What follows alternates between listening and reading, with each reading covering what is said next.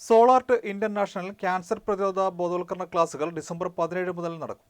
Cancer പ്രതിരോധ പ്രവർത്തനങ്ങൾക്ക് നേതൃത്വം നൽകാൻ സോളാർട്ട് ഇന്റർനാഷണൽ ഓർഗനൈസേഷൻ ബോധവൽക്കരണ സൗജന്യ പരിശോധന ക്യാമ്പുകളും തുടർ ചികിത്സയ്ക്ക് സഹായങ്ങളും ഒരുക്കിയാണ് സംഘടനയുടെ പ്രവർത്തനം. ഇതിനൊപ്പം ക്യാൻസർ പ്രതിരോധ പ്രവർത്തന രംഗത്ത് സജീവമാവുന്നവർക്ക് പുരസ്കാരവും സംഘടന നൽകുന്നുണ്ട്. ഡിസംബർ 17 വയലാർ, പള്ളിപ്പുറം ഗ്രാമപഞ്ചായത്തുകളിലായി ക്യാൻസർ പ്രതിരോധ ബോധവൽക്കരണ ക്ലാസുകൾ നടത്തും. ഓർഗനൈസേഷൻ ദേശീയ കോർഡിനേറ്റർ പി ജി രവീന്ദ്രൻ, സംസ്ഥാന കോർഡിനേറ്റർ ബിന്ദു വയലാർ, പ്രജി പുരോഗതി, P G Ramanan, D N Dileepan വാർത്താസമ്മേളനത്തിൽ പങ്കെടുത്തു. ഗ്രാമപഞ്ചായത്തുകളുടെയും സന്നദ്ധ സംഘടനകളുടെയും സഹകരണത്തിലാണ് ക്യാമ്പുകളും തുടർ പ്രവർത്തനങ്ങളും. 2 ക്യാമ്പുകളിലും surgical oncologist doctor Jojo V Joseph class എടുക്കും. 17 രാവിലെ 10 വയലാർ SNDP ഹാളിൽ നടക്കുന്ന ക്യാമ്പ് സിനിമാ താരം സീമാജി നായർ ഉദ്ഘാടനം ചെയ്യും. ഗ്രാമപഞ്ചായത്ത് പ്രസിഡന്റ് ഓമന ബാനർജി അധ്യക്ഷയാവും. SNDP ഹാളിലാണ് രാവിലെ നടക്കുന്ന ക്യാമ്പ്. അത് നമ്മുടെ പ്രശസ്ത സിനിമാ താരം സീമാജി നായരാണ് ഉദ്ഘാടനം ചെയ്യുന്നത്. രാവിലെ അവിടെയും ജോജോ സാറാണ് ഈ ബോധവൽക്കരണ ക്ലാസ് എടുക്കുന്നത്.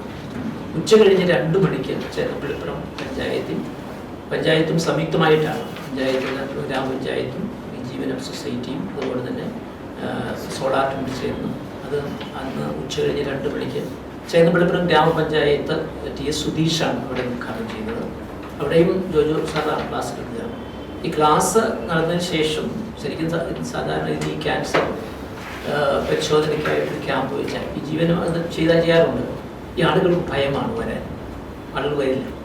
ഇപ്പോൾ ഉദ്ദേശിക്കുന്നത് ഈ ബോധവൽക്കരണ ക്ലാസ് കഴിഞ്ഞിട്ട് അവർക്കൊരു ക്വസ്റ്റ്യൻ ആക്കി കൊടുക്കും. അതിനകത്ത് CDS പ്രവർത്തകർ, ആശാ പ്രവർത്തകർ, അംഗനവാടി ടീച്ചർമാർ, അങ്ങനെ എല്ലാ സൊസൈറ്റികളുടെയും സംഘടനകളുടെയും പ്രതിനിധികൾ ഈ ക്യാമ്പിൽ ക്ലാസ്സിൽ പങ്കെടുത്തിട്ട് അവർക്ക് ഈ ക്വസ്റ്റ്യൻ കൊടുക്കും.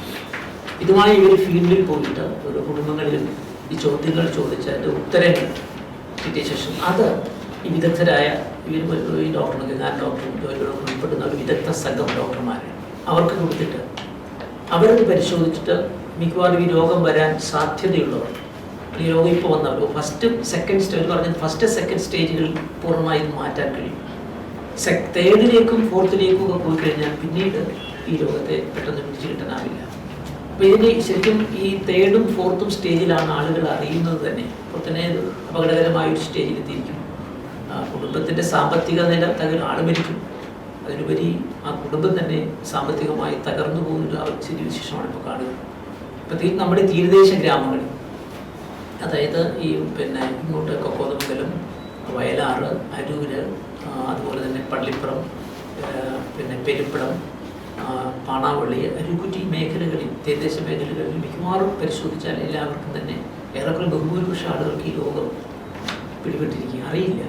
പ്രത്യേകിച്ച് നമ്മളിപ്പോൾ കഴിഞ്ഞ ദിവസം നടത്തിയ ഒരു ക്യാമ്പിൽ നമ്മൾ പറഞ്ഞത് ഏറ്റവും കൂടുതൽ അപകടകരമായ ഒന്നും കക്കായിറച്ചി എന്ന് പറയാം. കാരണം അതിനകത്ത് അത് കഴിക്കുന്നത് പ്ലാസ്റ്റിക്കാണ്.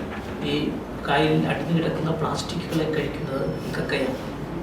അപ്പോൾ അതിനകത്ത് മിക്കവാറും അത് എടുത്തിട്ട് അതിനകത്ത് കറുത്തായി കാണുന്ന ഭാഗം എടുത്ത് കളഞ്ഞില്ല എങ്കിൽ അത് അടിഞ്ഞ് പലർക്കും ആ അപകടകരമായ രോഗം വരാൻ